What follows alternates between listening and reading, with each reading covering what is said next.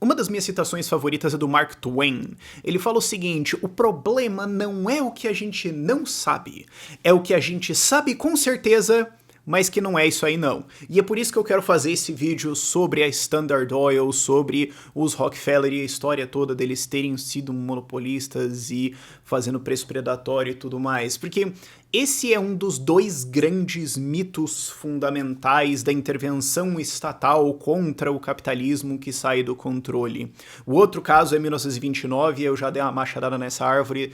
Eu acho que poderia ter sido melhor e a gente vai fazer isso mais pra frente, mas esse é o segundo grande caso, sabe? Toda civilização tem os seus mitos fundamentais, as histórias que são contadas e que ninguém checa mais muito elas, mas porque também você não checa a maior parte das coisas ao teu redor, e não que isso não seja razoável, você também vai ficar duvidando de tudo ao teu redor o tempo todo, não, mas são as histórias que fundamentam o jeito que a gente pensa.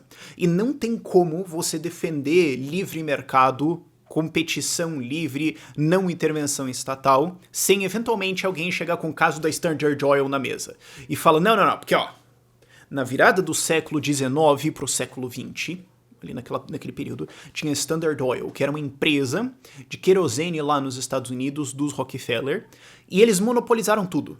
Eles jogavam preço abaixo do custo, destruíram os seus competidores, formaram um monopólio, abusaram dos clientes, dos consumidores, ganharam uma puta grana com isso. E aí chegou o paladino da proteção do povo, o Estado. E o Estado chegou lá com um processo antimonopólio, provou que a Standard Oil era um monopólio, desmantelou esse monopólio e salvou os consumidores. E essa história tá inteira errada. É fantástico, ela tá inteira errada. É um negócio... Mas é um dos mitos fundamentais da intervenção estatal e a gente precisa desmistificar isso, a gente precisa contar o caso real, tudo o que aconteceu. São vídeos longos, são discussões complexas, mas também tem aquela que explicar por que besterol tá errado leva 10 vezes mais esforço do que falar besterol, então naturalmente esse vídeo tem que ser bem grande fazer o quê, mas vai ser muito divertido. A gente vai estudar muitas coisas sobre economia, mas não tanto teórica, porque foi tipo os últimos 10 vídeos que a gente fez isso. Não que você precise ver eles, são vídeos quase complementares, isso aqui é parte de uma série de monopólio e competição, talvez você esteja caindo de paraquedas nesse vídeo, você não é obrigado a ver os vídeos anteriores, seria interessante, mas eu tô fazendo isso aqui presumindo que você caiu de paraquedas aqui, então ele é meio standalone nesse sentido. Mas o fato é, a gente vai discutir um pouco da economia, dessa ideia de preço predatório, como é que isso funciona, e analisar o caso da Standard Oil, a história inteira, e por que eles foram realmente processados. Não foi sobre o monopólio, não tinha a ver com o monopólio. Como eu falei em vídeos passados, foi sobre outra coisa. Quem vê os vídeos passados sabe, quem não viu vai ter que ver o resto do vídeo aqui pra entender. Mas o que aconteceu de verdade no caso da Standard Oil? E antes da gente começar, eu só preciso lembrar você que você pode ser um apoiador desse canal. Só esse vídeo aqui já deu quase 3 horas de conteúdo. Nossa série sobre monopólio em competição vai fechar ao redor de 15 horas de conteúdo, possivelmente mais, e para ajudar a produzir esse conteúdo a gente precisa da tua ajuda. A gente não vive aqui de imposto nem nada, a gente vive de apoiadores, e apoiadores têm vários benefícios ao participar no nosso programa. Então dá uma olhada lá no link da descrição, que vai ter um monte de informação de como você pode participar e ajudar a gente, o que você ganha também. Mas vamos continuar com o vídeo. Em resumo, que é o que a gente vai abordar ao longo desse vídeo aqui, sim, o Rockefeller, que era o dono da Standard Oil, de fato tentou controlar o mercado. Em nenhum ponto aqui eu vou dizer que ele era um santo perfeito que nunca fez.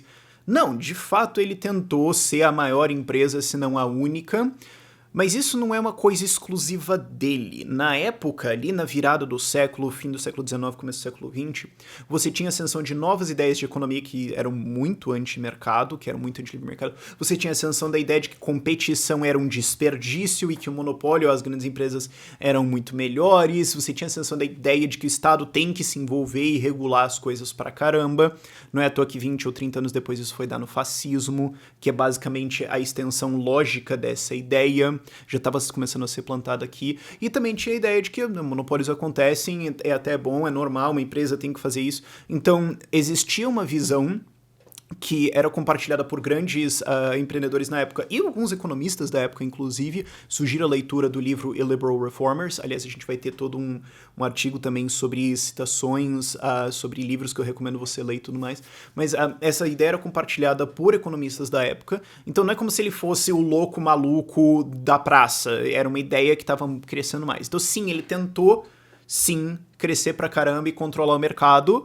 O problema é que nunca provaram que ele realmente conseguiu, e é bem duvidável que ele conseguiu. E, inclusive, a queda da Standard Oil não tem a ver com ela perder um processo antimonopólio. Ela já estava em queda antes do processo ou da apelação para a Suprema Corte, e teve a ver com erros do próprio Rockefeller.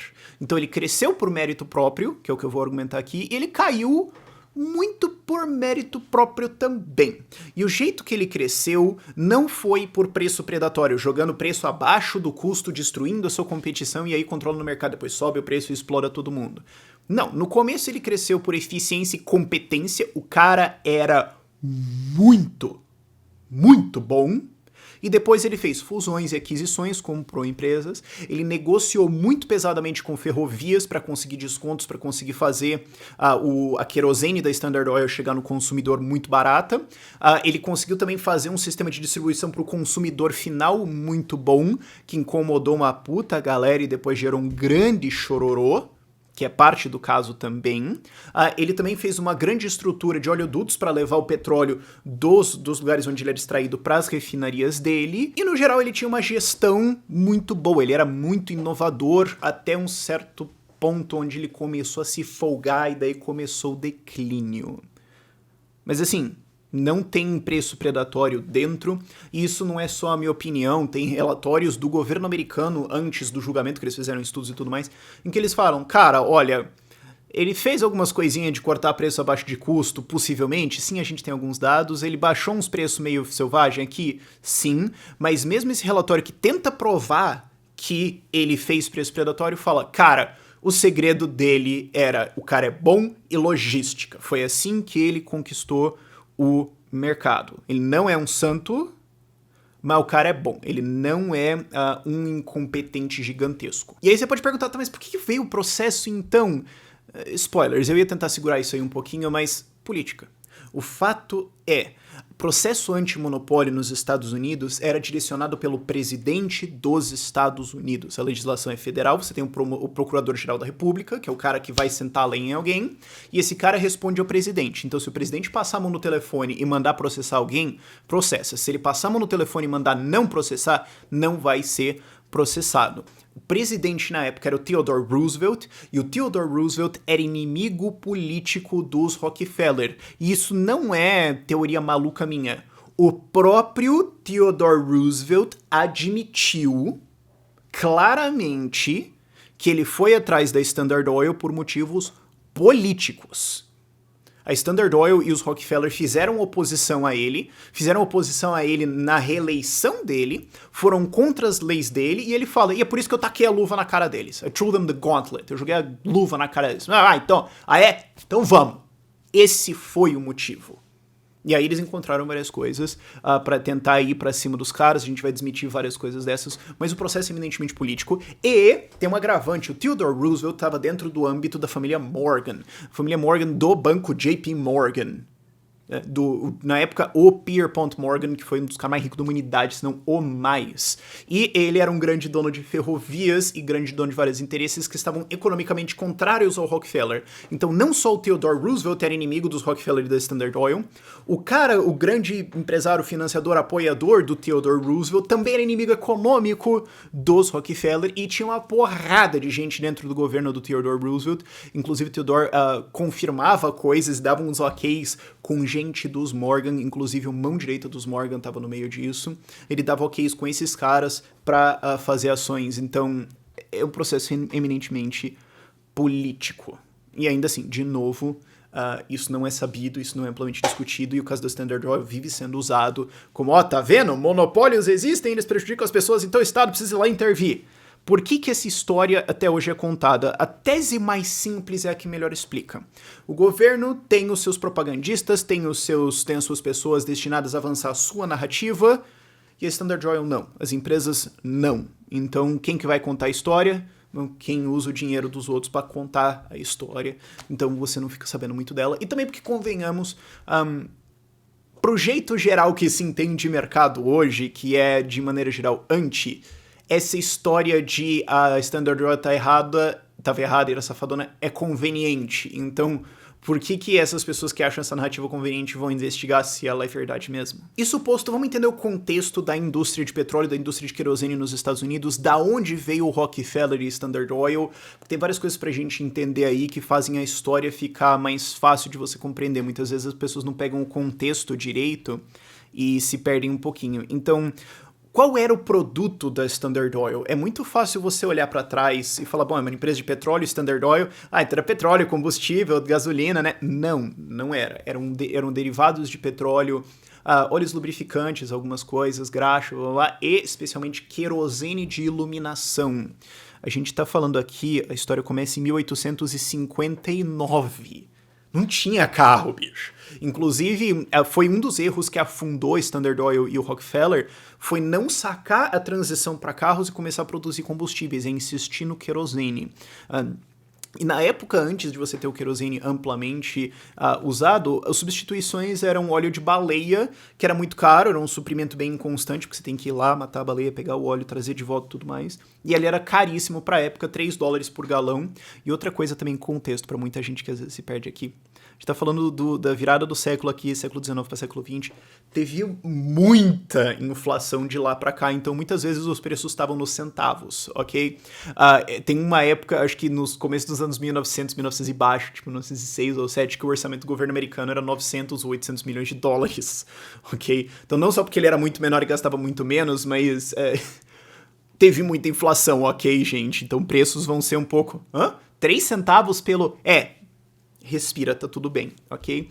Petróleo foi descoberto nos Estados Unidos, em primeiro lugar, na Pensilvânia, mais no norte. Hoje, os principais campos de exploração são no sul, Texas, Golfo, etc. Que foi outro erro do Rockefeller também, mas começou lá em cima, numa cidade chamada Titusville. O primeiro poço de petróleo produzia 25 barris por dia a um custo de $20 por barril.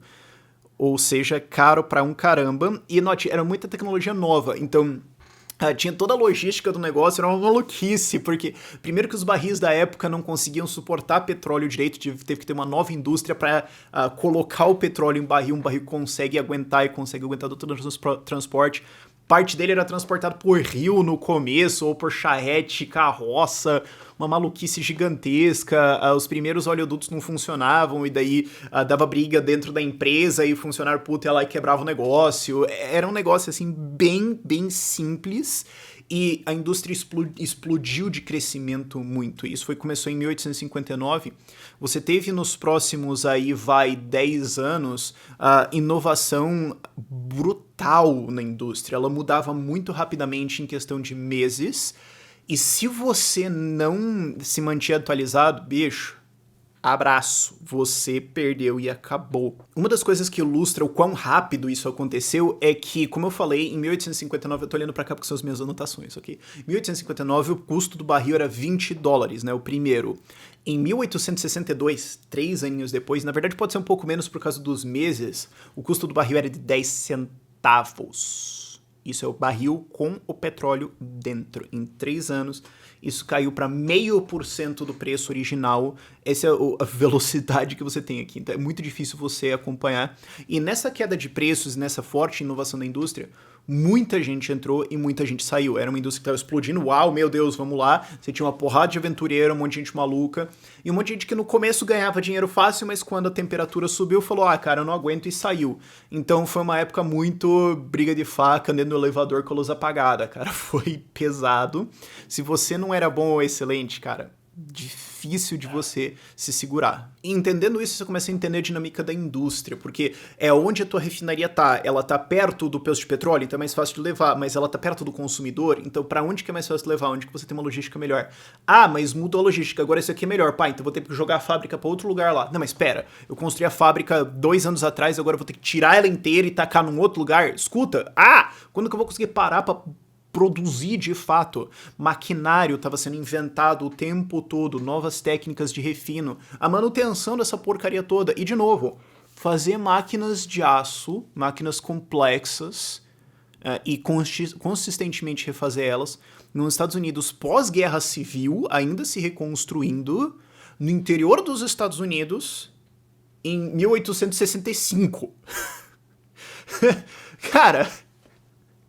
Não é uma coisa simples de fazer. E a competição no começo era muito brutal. Em torno dessa época, o número de refinarias só no nordeste dos Estados Unidos, ali naquele chifrinho lá, era de 250. Só na cidade de Cleveland, Ohio, que era onde concentrava boa parte da indústria, você tinha 50 refinarias. E boa parte do desafio logístico na época era você conseguir chegar de Cleveland, Ohio, Pensilvânia, superar as montanhas, né, as Appalachians, e chegar em Nova York, nos grandes mercados ali do litoral e tudo mais. Isso era um grande desafio para ser superado. E aí entra o Rockefeller, começa a história dele, que ele é o cara que responde a toda essa necessidade. É um cara que era excelente, é um cara que tinha experiência, é um cara que sabia administrar as coisas direito, e é um cara que falou, mano, ó, tem peixe nesse aquário aqui, eu vou entrar pra ser tubarão. Vamos a sério.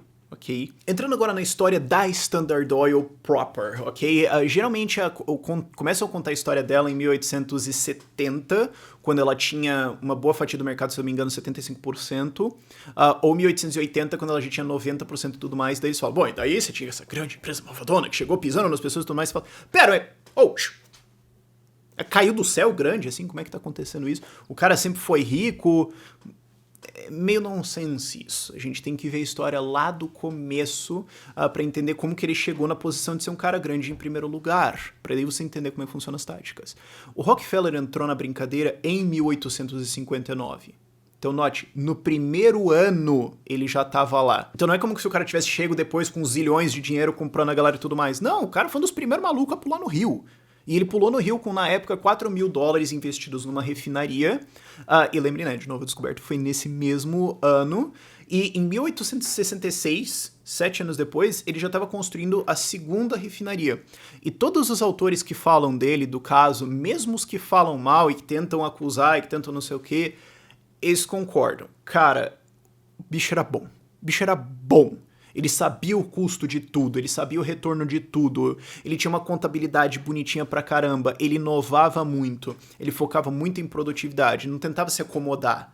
Depois, esse foi o erro dele, se acomodar, mas isso a gente tá falando lá em 1900 e tal. Em 1859, ele é um cara que falava, vai ter que inventar uma máquina nova, inventa, vai ter que investir em pesquisa, investe, vai ter que chamar gente boa, chama, vai ter que roubar aquele gerente bom daquela empresa, aquele cara é gerente bom pra caramba, cara, rouba o cara, traz ele pra cá. Mas vai ser meu cara. Paga. Vamos brincar sério. Esse cara era um excelente administrador. E é difícil duvidar disso quando você olha o que ele estava fazendo, especialmente para a época. Tanto que algumas pessoas falam, mas ele foi folgado e tudo mais. Fala, cara, vai lá. Lê a descrição do que ele fazia dentro das empresas dele e compara os gestores que você conhece por aí, cara. Vai ser um exercício meio interessante. E se você é um gestor como eu sou, você às vezes lê o que ele estava fazendo e pensa... Caralho, eu preciso melhorar, bicho. Eu preciso melhorar aqui. Então não é à toa que ele chega em 1870, 11 anos depois da descoberta de petróleo lá em Pensilvânia, e já com algumas refinarias, sendo o maior produtor com os custos mais baixos e a melhor qualidade de produto. E nessa época ele tinha 5 a 10% do market share, dependendo da fonte. E eu tenho certeza que conforme essa indústria estava expandindo, provavelmente esse market share é fatia de mercado, ok? Quantos por cento do mercado é seu? Tenho certeza que isso mudou ao longo do ano, porque a coisa estava crescendo muito, mas ele tinha o quê? 5 a 10% da produção, algumas fontes dão 4%, do refino de petróleo e de querosene, né, para querosene. E ele não chegou nisso com desonestidade, com sacanagem e tudo mais. O cara chegou sendo bom. E mesmo quem critica ele admite isso. Mas é em 1870 que começam mesmo as acusações, que o pessoal começa a se incomodar mesmo, e em parte isso é por concorrentes incomodados também. Existe uma boa linha contra essa legislação anti-monopólio antitrust, que é só dizer que isso aí é muito que o templo do perdedor, né? Você vai lá chorar porque outro cara ganha de você. E esse caso do Standard Oil é um excelente exemplo disso, de gente chorando porque perdeu. Mas, de maneira geral, as reclamações começam, né? Quando autores começam a bater, é em 1870. Eles falam, não, tá, aí o jogo virou. Aí ele virou um sacana. O que não é verdade, ele continuou sendo um cara muito eficiente por muito tempo, mas mesmo assim. Não, aí ele começou a fazer atrapalhada, e aí entra a acusação. O que ele fazia? Ele jogava o preço abaixo do custo, muitas vezes aparece isso, o preço abaixo do custo, destruía todos os competidores, ia lá e comprava o cara, ou quando o cara falia, ele ia lá expandir e tudo mais, e aí começou a sacanagem. E vamos qualificar um pouco mais isso. Okay? Vamos falar do que realmente aconteceu. Sim, ele baixou o preço pra caramba. Ele baixou preços violentamente, via eficiência, via ser um excelente empreendedor e via a inovação da indústria que estava acontecendo na época. Por isso que eu falo que o contexto é importante. Você tem uma indústria que começou a existir em 59. É claro que os preços disso vão despencar brutalmente em 11 anos. Só olha quanto custa uma TV LED ou alguma coisa assim hoje, 15 anos atrás ou 11 anos atrás. É um exemplo muito claro disso. Ou realmente qualquer tecnologia hoje. Compara o custo de um telefone celular, de um smartphone hoje, bom, com o que era a porcaria que se vendia 10 anos atrás, compara preço e tudo mais, você vai ver, cara, a quantidade de qualidade sendo entregue por real aqui mudou muito. Então, sim, ele baixou custos pra caramba, ele baixou preços pra caramba. Não necessariamente baixou o preço abaixo do custo. E sim, teve um monte de concorrentes que simplesmente não conseguiram segurar a competição e saíram. Isso, de novo, não quer dizer nenhuma ação necessariamente sacana ou canalha dele, ou que ele estava jogando preço abaixo de custo. Só significa que o cara é bom, a indústria está melhorando e tem gente que não aguenta, faz parte. Outra coisa importante de entender é que no começo dos anos 70 e no tempo seguinte, a Guerra Civil lá, você teve de maneira geral uma expansão econômica, um grande boom, e isso facilitava com que um monte de gente entrasse na indústria. Então você tinha muito mais gente do que deveria estar lá normalmente, porque o crédito era amplo, eram intervenções do governo, era o sistema bancário que o governo criava, você ainda não tinha Banco Central, mas você tinha um monte de coisas que geraram bolhas para todo lado. E isso, claro, estoura em 1873, no Pânico de 73, e aí um monte de gente quebra. E aí o que acontece? Um monte de gente que não deveria estar em primeiro lugar, sai. E aí você tem um cara que é bom pra caramba, com uma empresa já com 5, 10%, 73% provavelmente já tinha mais, que tem um puta caixa, e fala, bom, tem um monte de competidor meu falido. Tô comprando, bicho. Como é que isso é culpa dele? Como é que isso é um erro ou uma sacanagem dele? Esses contextos raramente são analisados. E, mas ele explorou as pessoas porque... Tá, vamos falar de preço. Em 1870, o preço do querosene refinado era de 26 centavos por galão. Em 1885, 15 anos depois, o preço era de 8 centavos. Ele caiu de 26 para 8. Mas teve uma deflação na época. Teve, mesmo quando você corrige, ainda é uma queda brutal de preços. E custos também caíram. Em 1870, o custo para refinar um galão de querosene era de 3 centavos e em 1885 era de 0,452 centavos. Então, menos do que meio centavo por galão. Então, sim, o cara derrubou os custos dele violentamente. E isso também gera um outro problema que é qual o preço e qual o custo. Qual o custo que a gente vai usar? O custo de 1873? Mas em janeiro ou dezembro? Porque eu te aposto que eram custos diferentes. Hoje vai usar o custo médio entre 70 e 85. Não, mas isso não faz sentido, porque se você tem a produção mais pesada, né, em 85, né, porque a indústria estava crescendo, você tira o médio, vai ser meio idiota, né? Não, vamos pesar em relação, vamos fazer uma proporção em relação à quantidade de produção que ele estava tendo, ou qual lugar que ele tá vendendo, ou qual fábrica, porque tem fábricas que vão ser mais eficientes e fábricas que vão ser menos. A gente vai tirar a média delas, a média ponderada. Como é que você define custos e preços aqui? Isso é um problema meio grave. Outra coisa. Ele comprou muitos adversários, ele comprou muitas empresas, muitas vezes por um valor menor do que a empresa gastou para construir aquela refinaria. Então isso mostra que ele usou o preço predatório, destruiu o valor das empresas, foi lá e comprou ela. Talvez, embora, como a gente vai ver lá mais pra frente, não exista muita evidência disso, e os próprios caras que venderam as refinarias não tenham falado isso, na verdade, nenhum deles falou isso. Mas existem vários outros motivos. Primeiro, deflação da época, valores caem. Segundo, depreciação de uma fábrica. Você monta uma fábrica, usa ela por 2 anos, o equipamento dela depois de 2 anos não vale a mesma coisa do que quando ela foi comprada, é a mesma coisa com um carro. Um carro 2 anos depois de uso vale um carro novo, é a mesma coisa para uma fábrica. Terceiro, como eu falei, a gente teve uma crise nesse período. Se você pegar várias compras que ele fez nos anos em seguida da crise de 73, é claro que o valor vai estar baixo, o cara faliu ou tá todo mundo desesperado. Cara, o preço é o preço de mercado. Como é que é culpa do Rockefeller ou da Standard Oil que os preços caíram, que as fábricas desgastam com o tempo e tudo mais? Ele pagou o preço que valia. Por acaso existe uma lei que você tem que pagar o preço que o cara acha que vale? Você chega lá e fala, não, tua fábrica vale 100 mil. Mas eu acho que vale 1 milhão. Pô, vou pagar 100 mil. Vai pra cadeia! É sério isso? A gente vai realmente querer fazer esse tipo de argumento? E a outra coisa é um argumento um pouco mais avançado, que é um subnível desse argumento do preço da compra. Uma coisa vale o que ela produz para você. Então, mas eu gastei tanto para construir ela. Dane-se. Dane-se. Você pode construir uma gigantesca mansão e gastar milhões de reais para fazer ela e colocá-la num pântano sem nenhuma logística, longe de todo mundo, que é um lugar feio e fedorento. Ela não vale. É feio o lugar, fede, não tá perto de nada e tudo mais. Mas eu gastei 10 milhões de reais pra construir essa casa. Dane-se! O que importa é o que eu tô tirando de valor dela.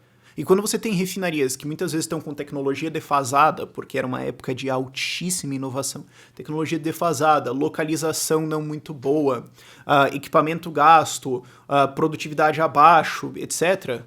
Se você não consegue tirar muito daquilo, você vai olhar e falar, cara, olha, eu consigo comprar várias coisas aqui e ter retornos. Se você não me dá um preço que é de acordo com o retorno, eu não vou comprar. Mas então eu não vou vender. Ou então fica com esse mamute de aço na tua cabeça aí, tá bom?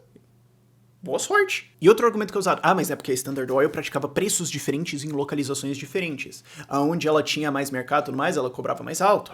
Onde tinha um monte de concorrentes, ela cobrava mais baixo. Prova de que ela estava fazendo preço predatório.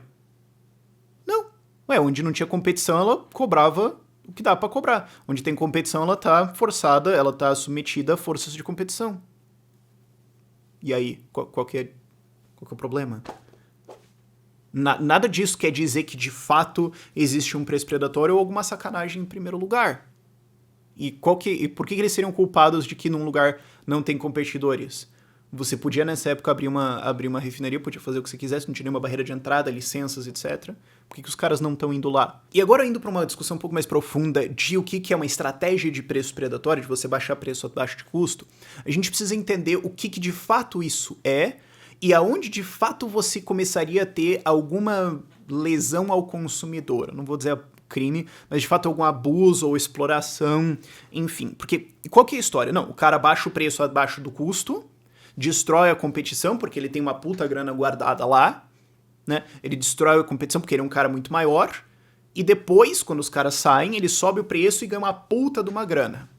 Note que para isso ser um problema, ele tem que, de fato, depois que a competição foi destruída, conseguir subir os preços e subir eles para um nível tão alto que o que ele ganha depois que a competição foi embora é maior do que o prejuízo que ele teve. Porque se ele só ganha um dinheiro legal depois, você ainda teve todo o custo durante essa guerra contra os competidores. Então, quando você junta o agregado de todo esse tempo, o retorno total desse grande exercício contra a competição tem que valer a pena e tem que ser maior do que ele seria se a empresa não tivesse feito nada e só tivesse ganhado o dinheirinho dela ao longo desses, digamos, 10 anos. Certo? Então é um processo bem complexo. Se uma empresa vai lá e joga preço abaixo do custo, mas não ganha, não destrói a competição, ou se depois ela consegue subir o preço e consegue até subir o preço acima do que ele normalmente seria, mas no agregado do tempo todo ela não consegue mais dinheiro do que ela teria ganho se ela não tivesse feito essa estratégia, ainda assim não valeu a pena e os consumidores saíram ganhando. Então entenda que é uma estratégia bem difícil de você exercer, e que na maior parte do tempo dela, quem tá ganhando somos nós, os consumidores. Demora muito pro atacante ganhar. Uma analogia pra você entender isso digamos que tem uma corrida. É uma corrida de 1 km, certo? E você tem dois competidores. Um deles vai correr honesto e o outro vai trapacear. O cara que vai correr honesto dá o tiro lá da corrida e ele sai correndo. O outro fala, vamos lá. Ele sai correndo, vai lá pro vestiário, pega um canhão, a arma faz o negócio inteiro, arma o canhão, coloca a pólvora dentro, aqueles canhões que jogam pessoas. Aí ele entra lá e puff, atira e chega. Você percebe que antes dele trapacear, ele precisa fazer um monte de coisa, ir lá conseguir esse canhão, sei lá, montar o negócio, e ainda pode dar problema, o canhão pode estourar, matar ele, jogar ele para outro lado, dar errado, e ainda pode ser que tudo dê certo, mas em todo esse esforço que ele fez, o outro cara só correndo normal, chegou na frente dele, ganhou a corrida de 1 km, ele chega voando depois e ainda chega em segundo lugar e perde. Então você pode fazer todo um esforço para trapacear e ainda assim não valer nada, e nesse caso de preço predatório, se você não consegue ganhar, não é como se ficasse no 0 a 0, porque você pode trazer o argumento de tentativa de homicídio, certo? Por mais que uma tentativa de homicídio falhe, você ainda tentou matar alguém. Então tá errado, certo? Agora, É como se você tentasse matar um cara, mas você não só não consegue, como você quebra a perna e ele ganha R$1 milhão. Então, é meio idiota, porque se você tenta fazer uma estratégia de preço predatório e falha, na prática você deu dinheiro pro seu consumidor. É isso que aconteceu. Então vamos dar uns números para ilustrar a coisa aqui, porque não basta você falar assim, o cara baixou o preço abaixo do custo. Bom, por enquanto ele é só um trouxa que acha que vai dar certo. Mas os concorrentes quebraram. Por enquanto, ninguém foi lesado. Mas agora ele subiu o preço. Não, pera, vamos lá. Daí, o que aconteceu? Vamos colocar uns números aqui para ilustrar. Primeiro ano, ele baixa o preço abaixo do custo. Segundo ano, ele quebra os concorrentes dele. Terceiro ano, ele vai lá e tem um lucro de, digamos, $1 milhão. Tá, mas pera. Você não pode olhar esse terceiro ano só e falar, nesse ano ele ganhou $1 milhão. Você tem que falar, não, nesses 3 anos desse exercício de uso dessa tática, ele ganhou $1 milhão. Então ele ganhou, em média, $333 mil por ano. Só que quanto que custou esse ataque? Se esse ataque custou, ao longo dos 2 primeiros anos, $1 milhão, ele gastou $1 milhão para ganhar $1 milhão, então ele saiu no 0 a 0. Então, na prática, consumidores ganharam produtos mais baratos. Mas deu igual. Não, porque talvez se ele não tivesse feito nada, ele teria um lucrinho de 50 mil no primeiro ano, 50 mil no segundo ano e 50 mil no terceiro ano. Então, no total, ele teria 150 mil de lucro. Então, por mais que ele tenha $1 milhão de prejuízo, quebre todo mundo e ganhe $1 milhão no terceiro ano, ainda assim não valeu a pena. Ainda assim teria valido a pena, mas ele só ter ficado competindo pequenininho lá no canto dele. Então o que aconteceria é que nesse exemplo em que, digamos, antes ele ganhava 50 mil por ano, né, e que é uma explosão até ridícula, né, ele ganhava 50 mil por ano competindo honestamente, mas depois se ele quebrar todo mundo ele ganha $1 milhão. Só no quarto ano que ele lucrasse, né, $1 milhão, valeria a pena. Porque daí ele teria um lucro de $1 milhão no total, mas se você dividir por ano, isso é um lucro médio de 250 mil por ano. Então, ainda assim, Então, o que acontece? No quarto ano, ele teria um lucro total, né, do exercício de $1 milhão, sendo que se ele não tivesse feito nada, ele teria um ganho de 200 mil. Aí vale a pena. Só que para valer a pena em 4 anos isso, você percebe que esses números têm que estar assim. Ele tem que ter antes um lucro muito pequeno e depois tem que explodir para um lucro muito grande, 20 vezes maior do que ele teria normalmente, né, 50 para $1 milhão. Se você começar a brincar com os números um pouquinho, já não começa a valer a pena. E isso não presumindo que vai entrar um cara no 5º ano e falar, vamos concorrer? E daí você vai ter que jogar o preço para baixo de novo. Porque se você tiver algum concorrente troll entrando a cada 3 ou 4 anos nisso, o número já caga para cima numa conta maluca e começa a não valer a pena. Então mesmo quando você tenta brincar nisso no Excel um pouquinho, fica o exercício para você, ainda não é uma coisa muito, sei lá, é bem... Vamos ver. E aqui que a coisa realmente fica impossível de você calcular. Porque daí eu vou ter que dizer que, se você colocar esse padrão de prova na mesa, você não tem como condenar ninguém. Porque pode ser que a empresa agora, essa empresa que fez preço predatório, atacou o mercado lá e tá ganhando uma puta grana, pode ser que ela esteja ganhando uma puta grana. Mas será que ela tá ganhando mais do que seria ganho pelas empresas que estavam competindo antes se elas não tivessem quebrado? Então, se o lucro total da indústria é $1 milhão, passa um monte de porcaria, o cara quebra, e no fim das contas ele tá ganhando $1 milhão, o que mudou? Se o preço ao consumidor, no fim das contas, tá a mesma coisa, mas o lucro tá concentrado agora em uma empresa ao invés de, digamos, 10, para você, consumidor, muda alguma coisa? Não, mas é que daí a empresa pode cobrar um negócio maior. Mas tô dizendo, digamos que não. Ou digamos que agora ela tá lucrando mais do que ela lucrava antes, mas o lucro dela como monopolista, única do mercado, é menor do que se você tivesse várias empresas competindo. Então, se você tivesse empresas competindo e tudo mais por causa de ineficiências, blá blá blá, elas iam estar lucrando $1,5 milhão por ano, mas agora a gente tem uma empresa lucrando $1 milhão. O lucro geral da indústria baixou. Então pode ser que o preço ao consumidor baixe, o lucro baixe, e você tem uma empresa que controla o negócio. O consumidor saiu perdendo? Não. Quer ver como é que isso pode acontecer? Vamos fazer umas suposições aqui, brincar com os numerozinhos. Vamos dizer que uma lata de querosene é $1, ok? Não importa o volume dela, mas $1 na tua cabeça, ok? A margem de lucro dela é 20 centavos por lata. Então a margem de lucro para a empresa é 25%. Porque a lata custa 80 e eles lucram 20, 20 é um quarto de 80, então eu coloco 20%, 25% em cima, então eu estou lucrando 25% em cima do que eu estou vendendo. Digamos que isso é a situação do mercado antes. Aí a Standard chega metendo a bucha lá, falando, vamos dar um par nesse negócio, vamos baixar preço aqui. Aí ela vai lá, destrói toda a competição, mas ela consegue baixar o preço da lata para 50 centavos. Desses 50 centavos, eles podem agora cobrar um preço de 75 centavos. Então eles estão lucrando 25 centavos por lata. O preço ao consumidor você é 75 centavos, o preço para eles é 50, então o lucro por lata subiu. Antes eles lucravam 20, antes deles entrarem numa canalhagem de competição, antes eles lucravam 20, agora eles estão lucrando 25 centavos. A margem subiu. A margem antes era 25%, 80 centavos com 20 de lucro, 25% em cima do meu produto. Agora o produto é 50, o preço para você consumidor é 75, então a margem de lucro da Standard subiu de 25% para 50%. Então o lucro bruto dela por unidade subiu, a margem de lucro subiu e o preço para você consumidor caiu.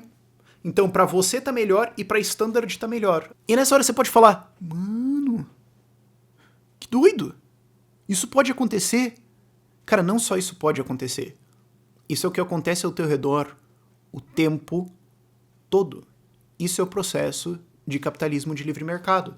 Aumento de eficiência, aumento de produtividade, gerando preços mais baratos e lucratividade maior para quem consegue encontrar novos métodos. Isso é o avanço da civilização. É o que aconteceu ao teu redor o tempo todo. É o que tirou a gente de um bando de agricultor que dormia na lama e plantava trigo e morria no inverno, pra hoje a gente tá aqui vendo o YouTube discutindo uma porrada de livro do século passado e todas as maluquices tecnológicas ao seu redor. Ah, meu Deus, os caras estão lucrando mais. Sim, se esse lucro é grande pra caramba, outros competidores vão entrar. Não que o processo vai acabar aqui, você pode ter outros competidores entrando e baixando o negócio ainda. Mas o fato é que não só isso é possível, como em boa parte isso é a normalidade do avanço da humanidade, cara. Só que a maior parte das pessoas não para pra pensar nisso. Só que aí o problema mora em como é que você vai saber o que as empresas teriam lucrado se elas tivessem continuado existindo. Porque aí o que acontece? Ao invés de tentar ser sacana, essa empresa teria inovado, e as outras também, daí você teria um processo de competição. Então, na verdade, a gente teria... Não, pera. Pra eu argumentar isso, que tá melhor ou que tá pior, eu tenho que literalmente dizer que eu prevejo o futuro. Se você tem essa capacidade, cara, para de fazer esses processos e vai investir na bolsa, cara, porque você vai ficar rico. Só que como você não tem como prever o futuro, como você não tem como dizer qual seria a situação se não tivesse acontecido essa tática, você não tem uma régua para comparar a situação atual e dizer que tá errado, tá melhor ou pior. Então, o argumento é insustentável. Uma resposta que você poderia tentar dizer é falar, não, pera. E, digamos assim, a empresa começa a atacar uma empresa grande, ou de porte médio, e ela começa a atacar pequenininhos, até o ponto que ela vai ficando grande. E daí ela usa esse tamanho para atacar pequenos e médios, ela vai ficando maior. Eventualmente, ela tem um tamanho gigantesco, em que ela pode ter um prejuízo em um lugarzinho lá, beleza, mas aqui o resto sustenta, e ela vai engolindo todo mundo, e esse trator vai rodando tudo até que ela domina o mundo, e daí ela vai ter um lucro gigantesco pra caramba, e daí quando ela domina o mundo, cara, realmente dane-se a comparação, não importa mesmo, ela dominou tudo, ela vai fazer o que ela quiser, no infinito já era. Agora, perceba que assim, esse é um padrão de argumento extremamente alto. Porque o problema só começaria realmente quando a empresa tivesse, dominado o mundo, o que não aconteceu. E o outro problema disso é que, a não ser que você tenha uma barreira de Estado, a não ser que você tenha um Estado ativamente protegendo essa empresa, o que sempre é o caso quando você tem monopólios, quando você tem cartéis, etc., você vai lá, você vai encontrar uma proteção estatal. Mas se você não tiver, o que acontece é que a estratégia dessa empresa depende em cobrar mais na base dela para financiar um ataque contra um lugar pequeno. Só que, se ela está fazendo isso abre um espaço para esse competidor aqui que está sendo atacado ir para a base dela e falar, não, pera, você está tentando brigar comigo aqui, mas no outro lugar você está mais caro. Então eu vou lá. Então não precisa ser só esse competidor também. Pode ser outros competidores. Porque necessariamente você está tirando de um lugar para pôr em outro. De onde você está tirando, você abriu um buraco na tua armadura para alguém chegar com a faquinha lá e dar uma cutucada na sua costela. Então você vai ter que defender a tua base o tempo todo. Só que quanto mais isso cresce, maior é a sua base, mais ampla é a área de ataque onde você vai ser atacado nisso. Bom, e aí? É um negócio bem que teoricamente chato. E você teria, para dizer que uma estratégia de preço predatório funcionou e explorou as pessoas, você teria que provar que isso aconteceu. Você teria que provar que de fato deu retorno e teve mais lucro do que normalmente teria. E que nenhuma dessas condições aqui, dessas possibilidades de furo dentro dessa estratégia aconteceu. Então não é só, mas ela baixou o preço abaixo de custo. Não. O padrão de prova é muito mais alto do que isso.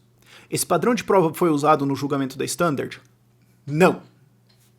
Na verdade, pouco do que eu falei aqui foi sequer discutido. A discussão econômica e tal foi consideravelmente pequena. E para encerrar esse argumento todo, note que, de novo, a exigência é que a Standard vá lá, ou qualquer monopolista, ou qualquer um que vai tentar usar essa tática de preço predatório, consiga subir o preço depois e abusar dos consumidores.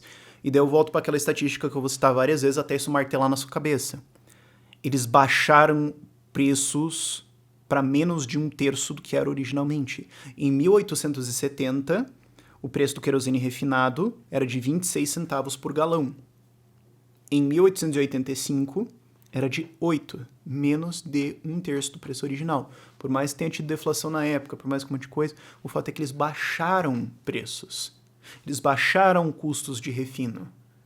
Então o que você esperaria ver é o que eu mostrei um pouco no vídeo anterior, que você não precisa ver para entender esse aqui, mas eu coloquei essa história também para ajudar isso, que é o caso, por exemplo, de uma companhia de açúcar que tentou fazer um puta monopólio nos Estados Unidos, em que o que eles tentaram fazer foi ir comprando concorrentes e subir preços. E por um momento eles conseguiram, de fato, subir preços no agregado. Você via preços caindo de 7 centavos para 6, 4, eles conseguiram subir para 4,80.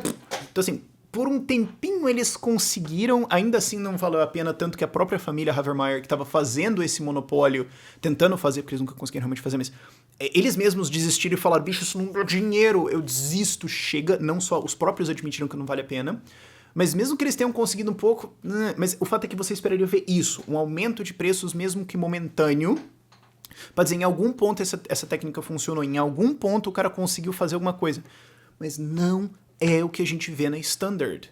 Os preços caíram. Então como é que você faz uma tática de preço predatório sem subir preço depois? A acusação é maluca. Mas uma vez que você entende, então, esse padrão de prova exigido para você, de fato, comprovar que a Standard Oil praticou preço predatório e prejudicou as pessoas, você entende que eu não vou fazer essa análise nesse vídeo, porque primeiro que você tem a parte impossível, tecnicamente, dela, de você comparar com o que seria normalmente se ela não tivesse feito isso, que é o que a gente nunca vai saber. Mas só para fazer uma lista, né, esquecendo esse ponto, só fazer uma lista do que você precisaria para fazer essa análise. Você precisaria de todos os dados financeiros da Standard. Faturamento, lucro, custo, e isso não é da firma como um todo só, porque você pode analisar todo da firma. Mas você vai precisar disso específico também nas plantas, específico nas cidades onde ela vendeu alguma coisa, e isso pode variar, porque de repente você vende para um cara, mas daí o cara joga para frente com outro preço, ou tem algum erro no meio das coisas, não dá para saber, ou quantos dados a gente consegue acessar de 1800 e cacetada hoje, a gente precisaria disso. A gente precisaria dos dados dos concorrentes para saber quanto de lucro eles estavam tendo antes e quanto de prejuízo eles começaram a ter, se eles de fato quebraram por competição da Standard ou se eles quebraram por outras razões de incompetência interna ou outras coisas, porque você pode ainda ter uma situação onde a Standard pratica preço predatório, mas a outra empresa ia quebrar eventualmente porque, sei lá, o administrador era um mocorongo, crise, enfim. Certo? Você teria que ter isso para saber o que aconteceu. Você teria que ter os preços praticados por região, né? Tá na minha lista aqui. Você teria que ter os preços dos concorrentes, né? Não só os dados internos das empresas, você teria que ter os preços que eles praticaram e aonde eles praticaram. E é importante lembrar que na época do julgamento da Standard, na primeira instância, ele foi primeiro em primeira instância e depois ele foi para a Suprema Corte. Na época do primeiro julgamento, eles já operavam internacionalmente, eles já operavam, tipo, no Império Austro-Húngaro. Tipo. E aí? Como é que você vai medir isso aí? Seria uma análise de dados bem complexa. Fora, né, é claro, você ia ter que ter poderes sobrenaturais para saber o que teria acontecido se ela não tivesse feito isso. O que, é claro, é uma maluquice impossível de você estimar. Mas o fato é que essa seria a análise que teria que ter sido feita pelo julgamento, pelo tribunal, para dizer que a Standard tentou e conseguiu praticar preço predatório. Porque, de novo, se ela só tentou e não conseguiu, ela é a trouxa da jogada, porque na verdade o que ela fez foi dar dinheiro para os seus consumidores ou concorrentes, dependendo de como você pode analisar.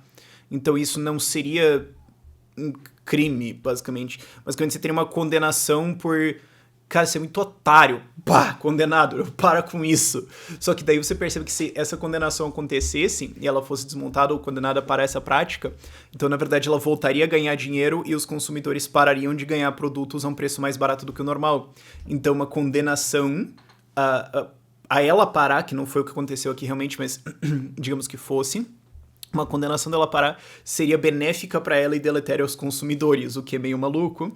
E também, uma vez que você entende que esse seria o padrão que teria sido discutido, você entende que isso não aconteceu. Não foi essa discussão do tribunal, isso nunca foi provado.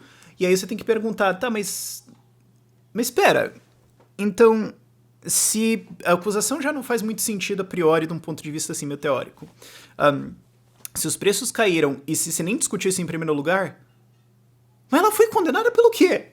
O que foi o julgamento, então? Que raio que aconteceu aqui? E aí eu recomendo um artigo para você, que também tá vai estar no nosso artigo das recomendações de leitura, que é um artigo do John McGee. É um artigo de 1958, em que ele voltou e leu o julgamento da Standard. Todas as 11.000 páginas do julgamento. Ele leu elas procurando relatos de quem estava depondo contra a Standard, que ela de fato praticou preço predatório. Que essa era a tese colocada na época de que ela praticou preço predatório, blá blá blá. Ele falou, bom, deve ser fácil, né? A gente fala no julgamento e vê. E ele basicamente não encontrou isso. Tem algumas pessoas que falam, mas é hearsay ou elas não têm acesso a dados. O que é hearsay? Boataria. Uma pessoa da fábrica tal, depois que ele ouviu de um cara dentro de um restaurante, meio de fianco, assim, quando a música tava tocando, que a Standard tava fazendo isso. Um cara, quando ele operava no não sei o que, tinha a impressão de que aquela operação não poderia estar dando dinheiro. Uma pessoa olhando, quando ele tava vendo o concorrente, pensou, poxa, como que será que eles conseguem fazer isso? Deve estar abaixo. Gente, isso não é prova. Isso não é testemunho sério. Até porque a acusação aqui é basicamente contábil. Você teria que apresentar os números. Isso não foi discutido. Então, assim, tem gente chorando? Tem. Boataria, tem especulação, tem um monte de coisa, mas nada de fato. E até tem uns competidores que eles reclamam que eles foram atacados de várias maneiras. De, não, porque eles fizeram uma concorrência pesada, porque eles ameaçaram a gente, porque não sei o que, não sei o que, não sei o que. E boa parte dessas acusações, nesse caso, são de fato reais. O caso da Red Sea, por exemplo, são empresas que foram atacadas pela Standard em descontos de preços. E Standard falou, cara, olha, vende pra gente, que como eu falei antes, de fato eles estavam tentando comprar toda a concorrência. Nunca conseguiram, mas eles estavam de fato tentando. Agora, eles falaram, vende pra gente ou a gente vai baixar o preço. E de fato eles seguiram com a ameaça e baixaram preços. Mas abaixo do custo, não sabemos. E funcionou? Não. Todas as empresas que reclamam disso nesse sentido cresceram durante o período. Então, que ataque é esse em que o cara tem que ser condenado aonde você continua ganhando? É uma coisa estranha, porque, de novo, por mais que o adversário tente, você só tem um crime ou, de fato, algum efeito deletério para a população. Eu tô presumindo aqui que você tá tentando proteger a população e não a concorrência pela concorrência, porque às vezes ter menos empresas é mais eficiente do que ter mais, já entramos nessa discussão. Você só consegue provar que teve um efeito deletério para os consumidores quando ele consegue subir o preço de volta depois. Então, se a Standard vai lá e baixa o preço, e digamos que seja abaixo de custo, o que nunca foi provado nesses casos, ainda assim ela é a trouxa do circo. Então, ainda assim, você não tem nada realmente para condenar o cara. Você tá falando, cara, por enquanto você só tá no máximo ser acusado de ser babaca. É isso. Você só realmente teria um problema se essas empresas tivessem quebrado e elas não quebraram. Elas cresceram. Agora, esse artigo do McGee, de novo, é de 1958, já teve atualizações a ele, já teve algumas críticas, já teve alguns avanços em cima dele, então ele não é a fonte final de todo o debate, não tratem ele como isso, eu não tô apresentando ele como isso, mas é uma fonte boa e que foi consideravelmente influente no debate. Agora, tem algumas coisas que podem ser adicionadas a ele. Eu acho que a principal é que, como eu já citei antes no vídeo e vai estar também nas recomendações de leitura, tem um relatório do governo que ele não abordou dentro disso. E, assim, tá bom, o relatório do governo não tem combinado alguma coisa como, tipo, 2.000 páginas de texto pra você ler. Mas, cara, você já leu 11.000 do julgamento, entendeu? Tipo, já que tá aí, qual é o problema? E tem um relatório do governo que, de fato, mostra que a Standard cortou preços em algumas localizações e, em alguns casos, até abaixo de custo. Ele não aborda isso, então é bom colocar esse caso.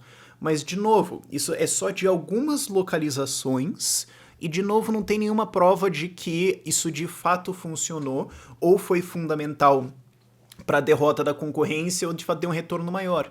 E, de novo, esse próprio relatório, como eu já apontei antes, fala que isso, embora tenha acontecido em alguns casos de descontos, e de descontos às vezes abaixo de custos em locais quando você vê, não, porque o custo da fábrica, presumindo que era essa que mandava aqui, pode ser que tá abaixo de custo nessa situação, mas se você pegar o agregado 10 anos não, né? Mesmo nesse caso, o próprio relatório fala, isso não foi o que fez a Standard crescer. O que fez a Standard crescer foi desconto em ferrovia, logística e eficiência. Eles têm até críticas adentro desse negócio de ferrovias e a gente vai abordar isso mais pra frente do vídeo. Mas o fato é que mesmo quem poderia ser colocado como uma evidência de não, aqui tem algumas evidências, mesmo esse cara fala, não, tem isso aqui, mas, né. Então, assim, tenham ressalvas com esse artigo, mas ele é uma leitura boa e eu não acho que ele seria uma coisa boa para você citar se você fosse fazer um artigo mais sério, tô dizendo científico, não só no nível de graduação mais alto, eu não acho que ele seria uma situação tão moderna para você trazer.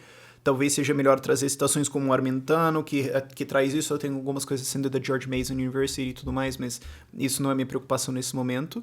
Mas é um artigo bom, e ele tem 2 avanços grandes feitos, né? Vamos meio que fazer uma leitura comentando um pouco do artigo aqui. Primeiro, ele tem um avanço teórico, em que ele falou, mano, senta aqui, vamos conversar.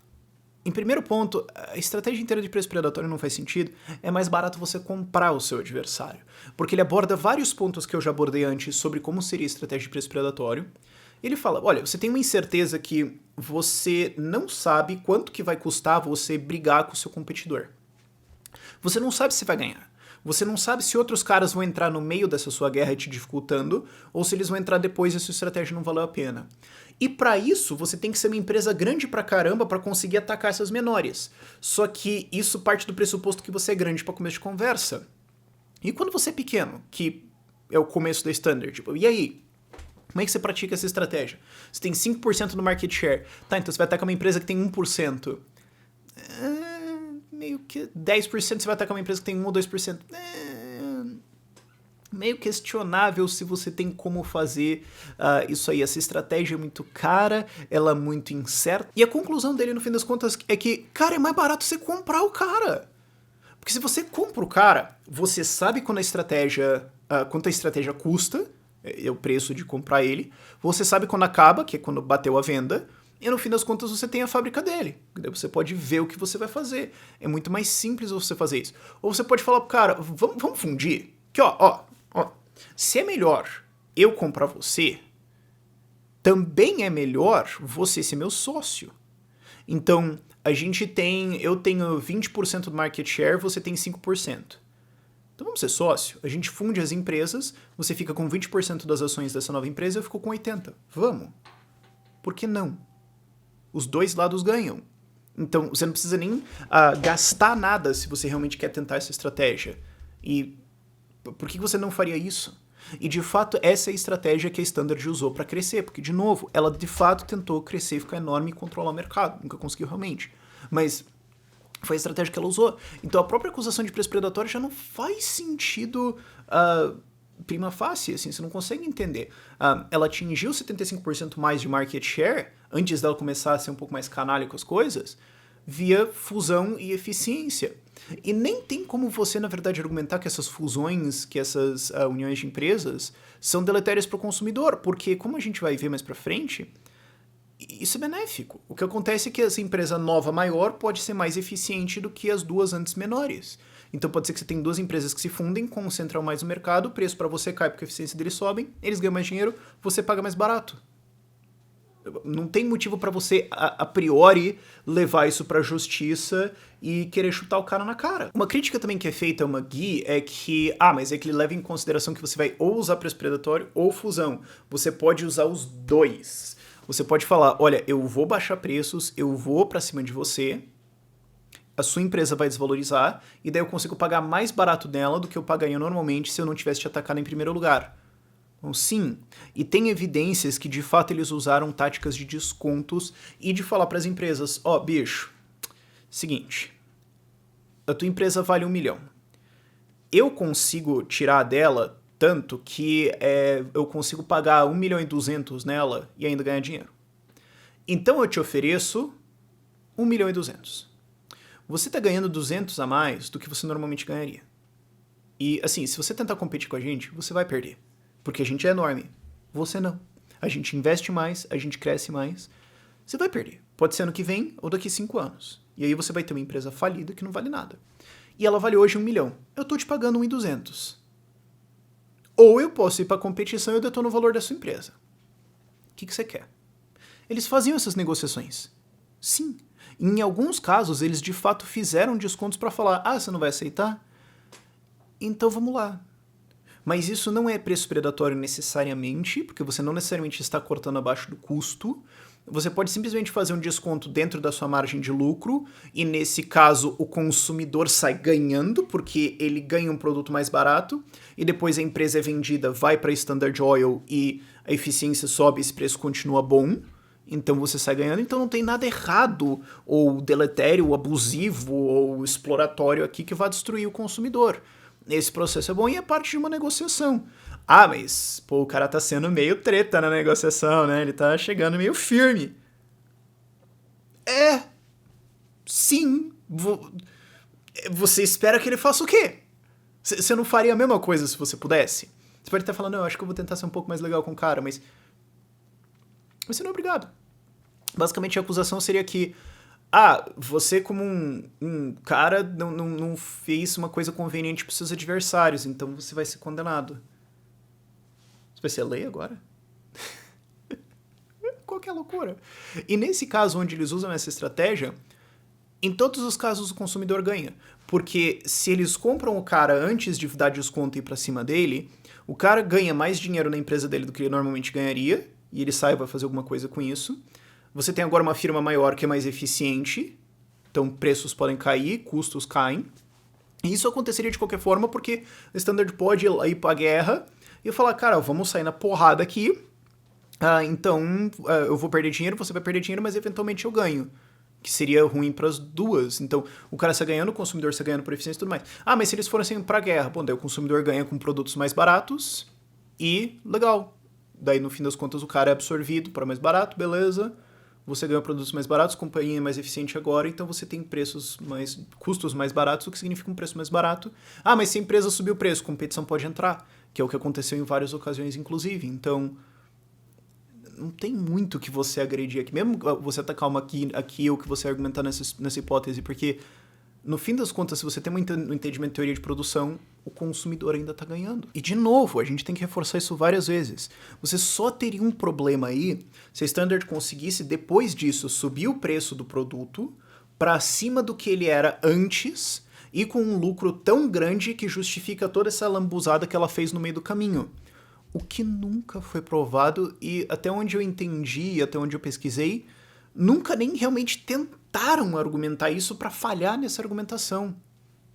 Então, ok, na pior das hipóteses eles fizeram uma combinação de táticas para adquirir oponentes e elas funcionaram e a empresa ficou grande pra caramba e eu não gosto disso, então vamos condenar os caras, embora eu não consiga provar que alguém foi lesado no processo. No máximo do máximo, essa é a acusação que você tem. Outra coisa que uma guia aponta é que a Standard vivia contratando as pessoas das empresas que eles compravam, inclusive os donos. Porque, cara, olha, você tá operando essa tua refinaria aí, ela tá dando bom, ela tá dando tão bom que eu tô preocupado com ela e eu quero comprar ela. Por quê? Por que eu vou brigar com você, entrar em uma puta guerra pra você ficar puto depois e vender a empresa e depois ir embora. Eu prefiro muito mais que você seja um aliado meu, que já conhece essa empresa, já conhece a sua equipe, já conhece os seus gerentes, já conhece tudo. Ele vai falar, cara, olha, eu tava ganhando dinheiro aqui, aí os caras quiseram me comprar, eu ganhei dinheiro vendendo, e agora eu tô dentro de uma empresa que é ainda mais eficiente, então eu ganho ainda mais dinheiro. Pô, não é melhor? Por que eu vou antagonizar você? Por que eu vou brigar contigo? Isso não quer dizer que a Standard nunca vai brigar. Algumas pessoas criticam o artigo do Monkey dizendo, não, então ele tá dizendo que isso literalmente nunca vai acontecer. Não, ele só tá dizendo, cara, o incentivo é muito contra. Pode ser que alguém bata o pé e fale, não, eu vou peitar. E algumas pessoas fizeram isso e se ferraram. Mas não tem motivo pra você sair dando paulada na cabeça de todo mundo. Outra coisa que você pode falar é, não, mas eles não precisam ameaçar isso todo mundo, eles só precisam realmente fazer isso com alguns e o resto vai entender. Mas ainda assim isso volta para aquele caso que, na pior das hipóteses, você tem uma empresa ficando maior e mais eficiente e você não consegue provar se isso é bom ou ruim. Então, de novo, na pior das hipóteses, você tem um caso de eu não gostei disso, mas eu não consigo provar que alguém saiu perdendo. E para dar uma aprofundada em termos de custos, tem um monte de coisa que a galera não percebe em termos de o quão caro é você sair numa guerra de descontos. Porque se você sair numa guerra de descontos, você vai vender mais barato. E aí eu não vou dizer só preço abaixo de custo. Vamos dar mais amplo. Guerra de descontos. Eu vou vender muito mais baixo que normalmente seria, não necessariamente acima ou abaixo dos custos. O que acontece nesse caso é que se você é maior que o outro cara, se você é, digamos, 10 vezes maior, para cada dólar que ele perde, você perde 10. Então, por mais que você tenha uma cesta de batalha para ir para cima do cara gigantesca, ela estoura muito mais rápido que ele. Mas você pode fazer isso num mercado local. Então você pode estar em todos os Estados Unidos você domina, mas em uma cidade você vai pra guerra com alguém. Então você não está tendo prejuízo na sua empresa inteira, você está tendo prejuízo numa operação pequena. Mas como eu já apontei antes, para isso todo o resto do país tem que sustentar esse ataque. Só que isso abre todo o resto da sua operação para ser atacado, porque ele está cobrando mais alto lá para cobrar mais baixo em outro lugar. Isso só consegue funcionar mesmo quando você tem uma base desproporcionalmente enorme em relação ao pequeno que você está atacando, que não era o caso. E mesmo assim, empresas grandes podem atacar, que é o que acontece na história da Standard Oil mais na frente, que é o que começa a derrubar ela. Empresas grandes chegam e começam a meter bordoada, falar, cara, você está querendo cobrar um pouco mais alto? Você está querendo não fazer desconto? Você está querendo se folgar e não competir, não inovar mais? Eu quero. Vamos. E elas vencem a Standard Oil. E a outra coisa também é que, assim, se você vai produzir mais, que é o que você vai ter que fazer, porque quando você faz uma guerra de descontos, você pega parte da demanda, isso significa que você tem que ter novas fábricas. Só que elas sempre vão ser menos eficientes do que as anteriores. Por quê? Porque a tendência é que você vai ter as fábricas mais eficientes, nos lugares mais eficientes, com a melhor equipe para operar isso. Se você de repente precisa subir a sua produção em 20% para entrar numa guerra, você vai trazer fábricas menos eficientes, em localizações menos eficientes, com uma logística menos eficiente, com gente menos competente do que o normal. Então, você não vai perder em nível linear com o que você tinha antes. Você vai perder proporcionalmente mais, porque as unidades mais eficientes você já estava usando. Então, quanto mais você usa estratégia, mais ineficiente você se torna e mais você perde. Que puta dor de cabeça! É mais barato comprar. Então, mesmo dentro da teoria econômica, não faz sentido muito você querer usar tática de preço predatório. E aí algumas pessoas atacam uma aqui dizendo, bom, então ele tá dizendo que ele provou que a tática de preço predatório nunca vai ser usada, mas tem alguns caras que tentam fazer isso. Sim, tem gente burra que não percebe que isso não funciona, ou acha que dessa vez é diferente e eu consigo fazer. O cara se acha gostosão e acha que ele vai conseguir decifrar um enigma econômico, e daí ele não consegue, porque não tem caso onde isso funcionou. Não tem. Sem ajuda do Estado, sem proteção do Estado, sem uma barreirona lá, não tem casos. Então assim, você pode ainda ter gente tentando fazer isso, você pode ainda ter gente respondendo por tentar usar essa tática.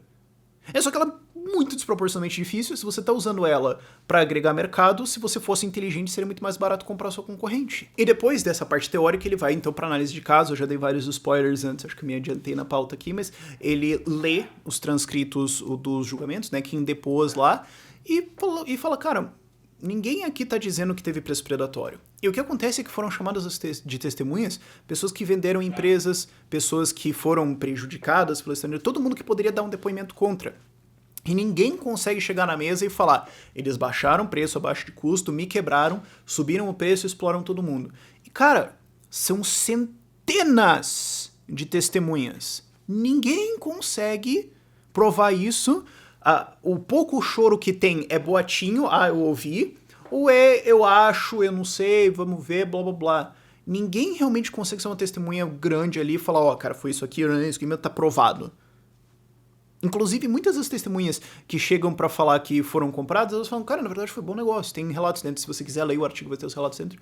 Os caras falam, cara, ó, ele chegou me oferecendo 10, 20% mais do que valia, então eu falei, bah, se eu não vender, eu sou trouxa, cara, e daí eu vendi, e daí eu fiquei feliz. Ah, mas ó, a sua empresa aqui foi comprada pela Standard, pau, e você teve uns prejuízos, tal, e daí eles compraram, mas o que você acha disso? Ah, eu achei que eles me pagaram, tá de boa, tanto que eu trabalhei pra eles por, 20 anos depois. Depois eu saí e inclusive abri outra empresa para concorrer com eles. Isso de fato aconteceu. Um cara foi comprar, trabalhou dentro, saiu e abriu uma concorrência. Ele falou, cara, eu não tinha medo de abrir uma concorrência. Não, se eu fazer o quê? Me comprar, vai que eu ganho dinheiro de novo, mas tudo bem.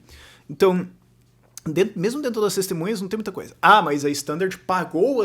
Eu consigo ver alguém tentando argumentar isso. A Standard pagou pra ninguém ir lá testemunhar. Tá, mas daí... Como o julgamento foi político, e eu quero argumentar isso lá na frente, bastava os Morgan pagarem alguém lá pra ir lá e testemunhar a favor. Que de fato os caras fizeram isso. Ou realmente qualquer interesse, qualquer outra empresa ir lá e falar, vamos quebrar os caras. Vários jeitos que você vai falar assim, então trapacearam nas testemunhas. Todo mundo pode trapacear nas testemunhas. E quando você tem alguém chorando, muitas vezes o cara tá chorando porque a empresa foi muito eficiente, porque a Standard chegou lá e falou, foi super eficiente, e o cara vai lá reclamar e falar que isso não é justo, que, eles negociavam com as ferrovias super bem, e eu não conseguia negociar, cara, isso é puta sacanagem, velho, eu acho que isso é mó injustiça comigo, tal. Vai que, né, eu consigo uma vingança aqui, quebrar os caras. Você tinha esse tipo de choro que é o que de novo reforça aquela coisa que se fala sobre lei antimonopólio, que é o templo da choradeira do perdedor. É o lugar onde o cara que perdeu na competição pode ir lá e chorar pro Estado e conseguir derrubar os outros caras. Tem várias vezes na história onde isso aconteceu, depois a gente aborda isso. Outra acusação que tem dentro também é que, mas eles fecharam muitos concorrentes que eles compraram. Eles vão lá comprar a fábrica, ia lá e desmontava ela. Poxa, olha só, tem testemunhas apontando que isso aconteceu. Bom, sim, mas, bicho, isso faz sentido. Sabe por quê? Pensa só. Você é o grande cara eficiente e tem um adversário lá que tá te incomodando. Você pode comprar o cara, beleza. Você tá comprando ele e não o contrário, significa que você é mais eficiente que ele. Isso significa, basicamente, necessariamente, que a operação dele é menos eficiente que a sua. Por que você vai operar a operação dele? Porque você não é obrigado a fazer isso. Você pode comprar ele, às vezes por uma tecnologia ou por uma equipe. Cara, isso acontece pra caramba. Ok, quem circula em empresas médias pra cima sabe disso.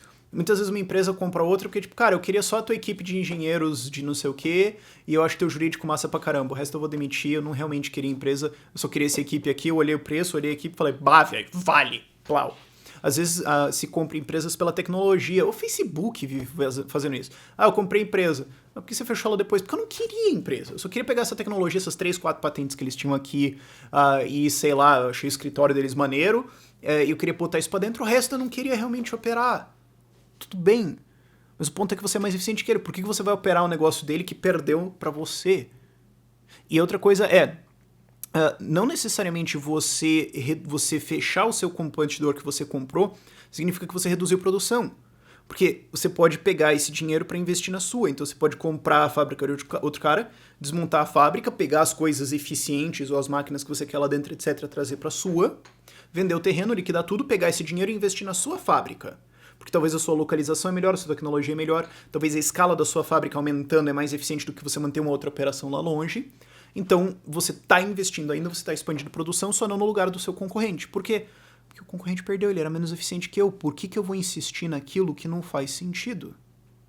Isso quer dizer que todas as vezes que o Rockefeller comprou alguém para fechar é porque era isso?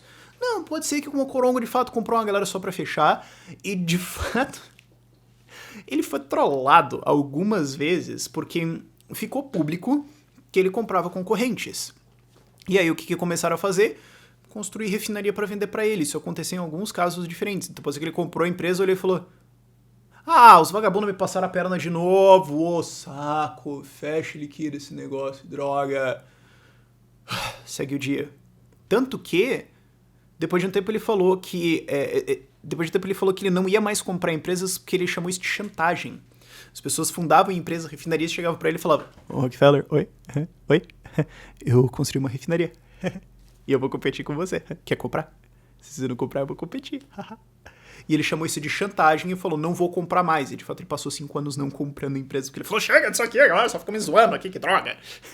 Então, só porque ele fechou uns caras não quer dizer que que era só coisa de eficiência, pode ser que ele tava sendo trollado, mas pode ser que de fato o bestão comprou algumas coisas só pra fechar alguma coisa mesmo.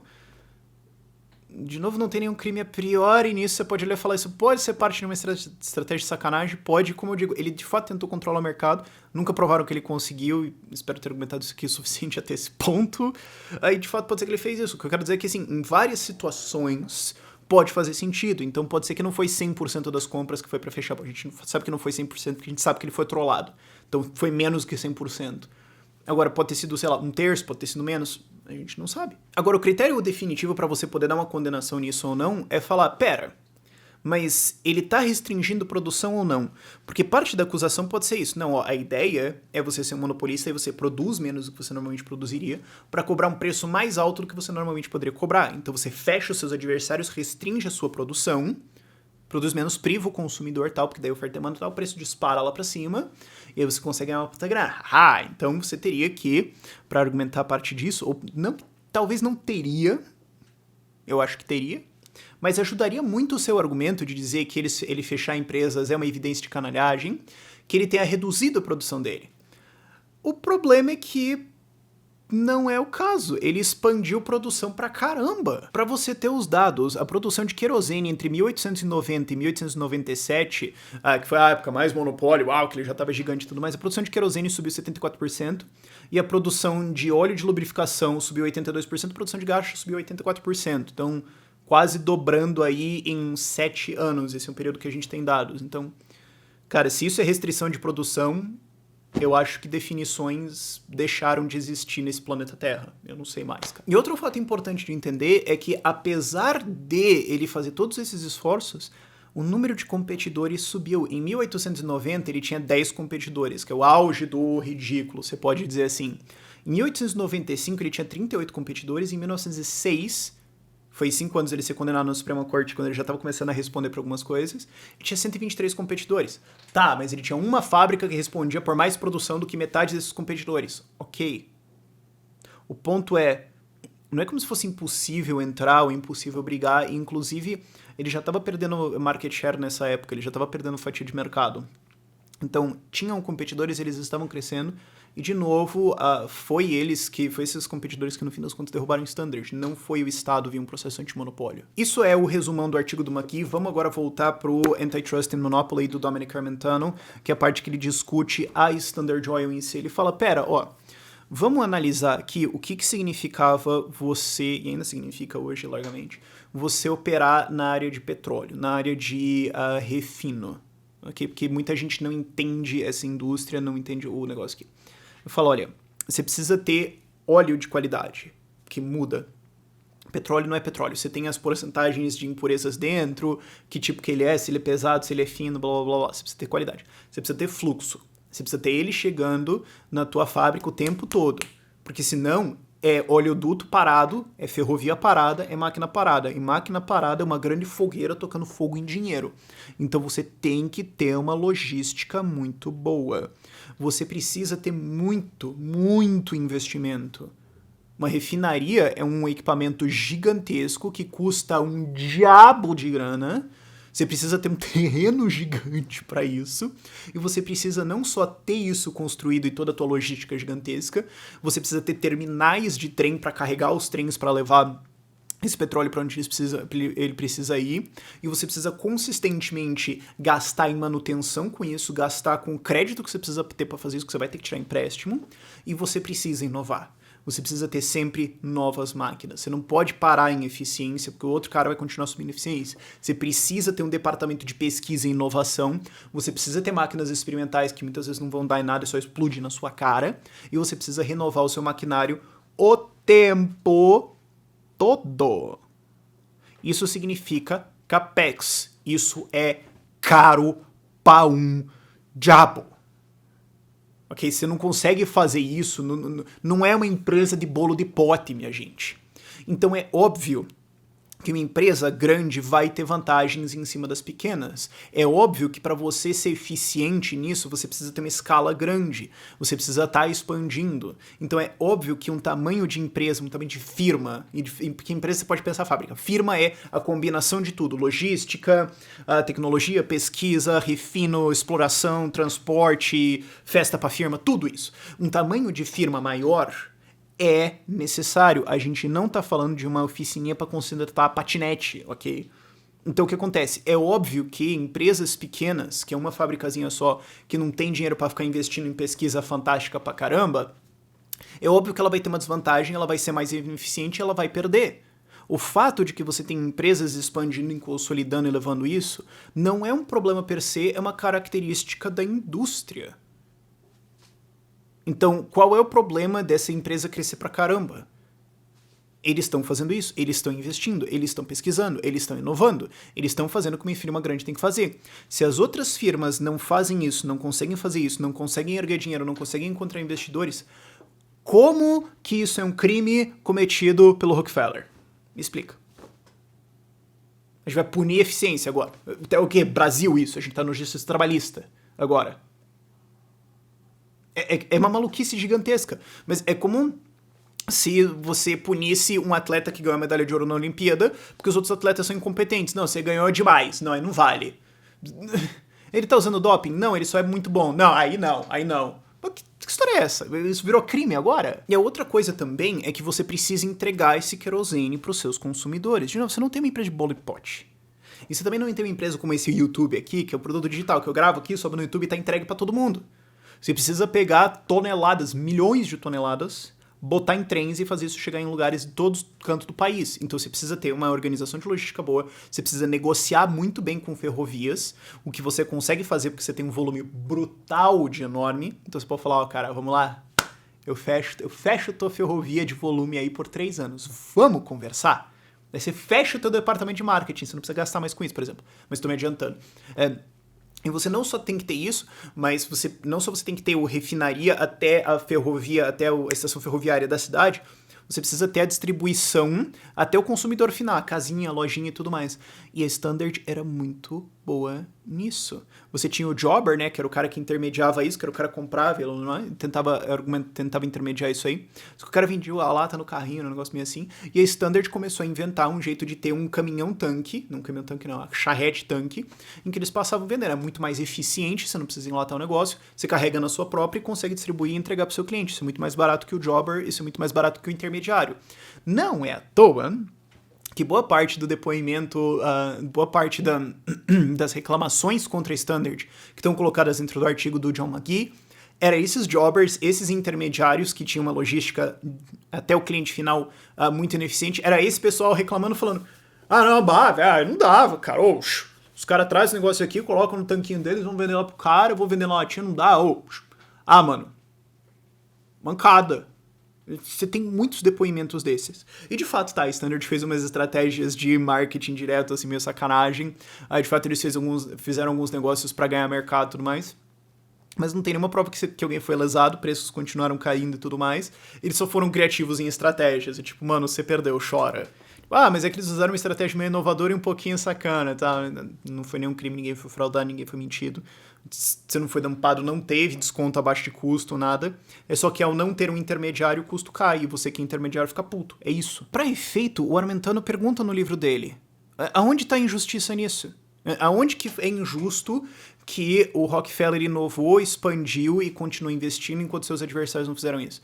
Aonde que é injusto que ele tinha uma logística melhor e que ele conseguia negociar melhor?